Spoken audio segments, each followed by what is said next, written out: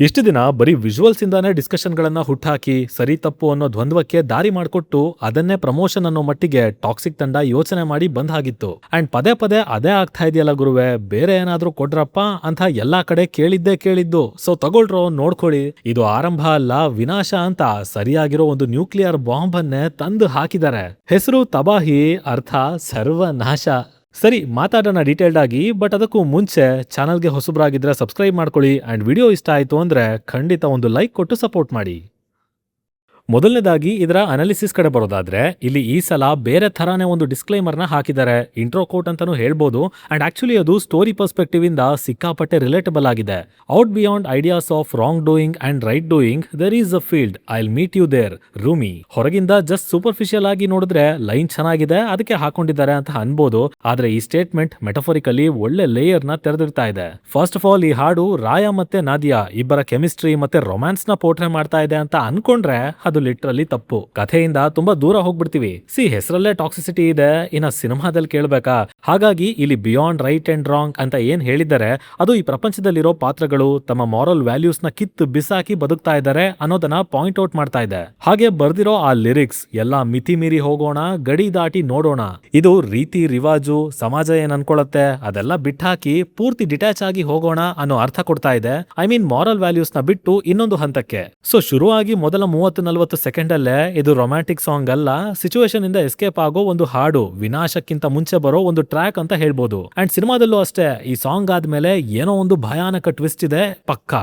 ಇನ್ನು ಗೀತು ಅವರೇ ಹೇಳಿರೋ ಹಾಗೆ ಅಂಡ್ ನಾವು ಇಲ್ಲಿವರೆಗೂ ನೋಡಿರೋ ಕಂಟೆಂಟ್ ಪ್ರಕಾರ ಇದು gangster cinema with a female gauge, ಅಂದ್ರೆ ಹೆಣ್ಣು ಮಕ್ಕಳ ಪರ್ಸ್ಪೆಕ್ಟಿವ್ ಅಲ್ಲಿ. ಹಾಗಾಗಿ ಈ ಹಾಡು ಇಲ್ಲಿ ಮುಂದೆ ಆಗ್ಬೇಕಾಗಿರೋ ಒಂದು ಘಟನೆಯ ಬಗ್ಗೆ, ಪರ್ಟಿಕ್ಯುಲರ್ಲಿ ರಾಯ ಪಾತ್ರದ ಬಗ್ಗೆ ಏನೋ ಹೇಳ್ತಾ ಇದೆ. ಇನ್ಫ್ಯಾಕ್ಟ್ ಆ ಕಣ್ಣುಗಳನ್ನ ನೋಡಿ, ಅದು ಬೀಚಲ್ಲೇ ಆಗಿರ್ಲಿ ಅಥವಾ ಸರ್ಕಸ್, ಅವನ ಮುಖದಲ್ಲಿ ಖುಷಿ ರೊಮ್ಯಾಂಟಿಕ್ ಫೀಲಿಂಗ್ ಯಾವುದೂ ಇಲ್ಲ. ತುಂಬಾ ಸೀರಿಯಸ್ ಆಗಿದ್ದಾನೆ, ಗಿಲ್ಟ್ ಅಲ್ಲಿ ಬದುಕ್ತಾ ಇದ್ದಾನೆ. ಅಂಡ್ ಅಫ್ ಕೋರ್ಸ್ ಏನೋ ಒಂದು ತಪ್ಪು ಮಾಡ್ತಾ ಇದ್ದೀನಿ ಅನ್ನೋ ಭಾವನೆ ತುಂಬಿ ತುಳುಕ್ತಾ ಇದೆ. ಜೊತೆಗೆ ಬಾಲ್ಕನಿಯಲ್ಲಿ ನಿನಗೂ ಪ್ರೀತಿ ಆಗತ್ತಾ ಅಂತ ಕೇಳಿದಾಗ ಕಷ್ಟ ಅನ್ಸತ್ತೆ ಅನ್ನೋ ರಿಪ್ಲೈ, ಆ ಸೀಕ್ವೆನ್ಸ್, ಹಾಗೆ ರಾಯನ ಮನಸ್ಥಿತಿ, ಇದನ್ನೆಲ್ಲ ನೋಡಿದಾಗ ಐ ಥಿಂಕ್ ರಾಯ ತನ್ನ ಸ್ವಾರ್ಥಕ್ಕೆ ಹುಡುಗಿರನ್ನ ಲವ್ ಅನ್ನೋ ಹೆಸರಲ್ಲಿ ಟ್ರ್ಯಾಪ್ ಮಾಡಿ ಈ ಡ್ರಗ್ ಬಿಸ್ನೆಸ್ ಅಲ್ಲಿ ಬಳಸ್ಕೊಂಡಿದ್ದಾನೆ. ಆ ಕೆಲ್ಸನ ಮಾಡ್ತಾನೆ ಬರ್ತಾ ಇದ್ದಾನೆ. ಅಂಡ್ ಈಗ ನಾದಿಯಾ ವಿಚಾರದಲ್ಲೂ ಅದೇ ಆಗ್ತಾ ಇರೋದು. ಬಟ್ ಅಲ್ಲಿ ಅವನೊಳಗೆ ತಪ್ಪು ಮಾಡ್ತಾ ಇರೋ ಭಾವನೆ ಕಾಡ್ತಾ ಇದೆ.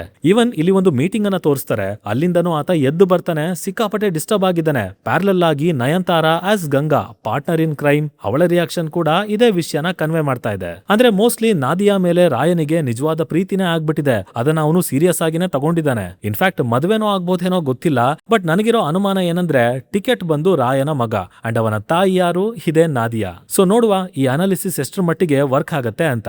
ಇನ್ನು ಟೆಕ್ನಿಕಲಿ ಹಾಡು ಮತ್ತದರ ವಿಜುವಲೈಸೇಷನ್ ಬೆಂಕಿ ತರ ಬಂದಿದೆ. ಇನ್ಫ್ಯಾಕ್ಟ್ ಸುಮಾರು ಸಲ ಹೇಳಿದೀನಿ, ಅರೆ ಲೈಟಿಂಗ್ ಯಾಕೆ ಇಷ್ಟು ಅನ್ಇವನ್ ಆಗಿ ಇಟ್ಟಿದ್ದಾರೆ, ಅಡ್ವರ್ಟೈಸ್ಮೆಂಟ್ ಫೀಲ್ ಬರ್ತಾ ಇದೆ ಅಂತ. ಆದ್ರೆ ಈ ಸಾರಿ ಅದಕ್ಕೆಲ್ಲ ಪ್ರಾಪರ್ ಕ್ಲಾರಿಟಿನೇ ಸಿಕ್ಕಿದೆ, ನನಗಂತೂ ಡೌಟೇ ಇಲ್ಲ. ಹಾಗೆ ಮೇನ್ಲಿ ಇದರ ಕಾಂಪೋಸಿಷನ್ ಟೈಟಲ್ಗೆ ತಕ್ಕ ಹಾಗೆ ಧ್ವಂಸ ಮಾಡ್ಬಿಟ್ಟಿದ್ದಾರೆ ವಿಶಾಲ್ ಮಿಶ್ರಾ ಅವರು. ಲೈಕ್ ಸೂಪರ್ ಆಗಿತ್ತು ಆ composition, next level repeat value ಇದೆ. ಅಂಡ್ ಭಟ್ರ ಲಿರಿಕ್ಸ್ ಅದು ಅಷ್ಟೇ ಕನ್ನಡದಲ್ಲಿ ಕ್ರೇಜಿ ಫೀಲ್ ನ ಕೊಡ್ತಾ ಇದೆ. ಸಖತ್ ಒಳ್ಳೆ ರೈಟಿಂಗ್. ಎನಿವೇಸ್, ವಿಜುವಲ್ಸ್ ಅಂಡ್ ಅದರ ಪ್ರೆಸೆಂಟೇಷನ್ ಅಂತೂ ಸಾಲಿಡ್ ಆಗಿ ಬಂದಿದೆ. ಸೊ ಮುಂದೆ ಬರೋ ಕಂಟೆಂಟ್ ಅಲ್ಲೂ ಅಷ್ಟೇ ಪ್ರೆಸೆಂಟೇಷನ್ ನೀಟ್ ಆಗಿರ್ಲಿ. ಮೈನ್ಲಿ ಎಡಿಟರ್ ಸರ್, ಆ ಕಟ್ಸ್ ನ ಹಾಕ್ತಾ ಇದೀರಲ್ಲ ದಯವಿಟ್ಟು ಸ್ಮೂತ್ ಆಗಿರ್ಲಿ, ಆರ್ ಎಲ್ಸ್ ಮತ್ತದೇ ಕನ್ಫ್ಯೂಷನ್, ಚರ್ಚೆಗೆ ಕಾರಣ ಆಗೋ ಒಪಿನಿಯನ್ ಅಷ್ಟೇ. ಸೊ ಲೆಟ್ಸ್ ಸಿ ಪ್ರಮೋಷನ್ಸ್ ಹೇಗೆ ತಗೊಂಡು ಹೋಗ್ತಾರೆ ಅಂತ.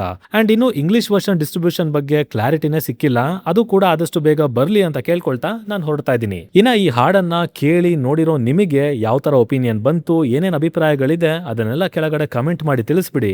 ಮತ್ತೆ ಸಿಗೋಣ. ಸೈನಿಂಗ್ ಆಫ್, ಲಿಖಿತ್.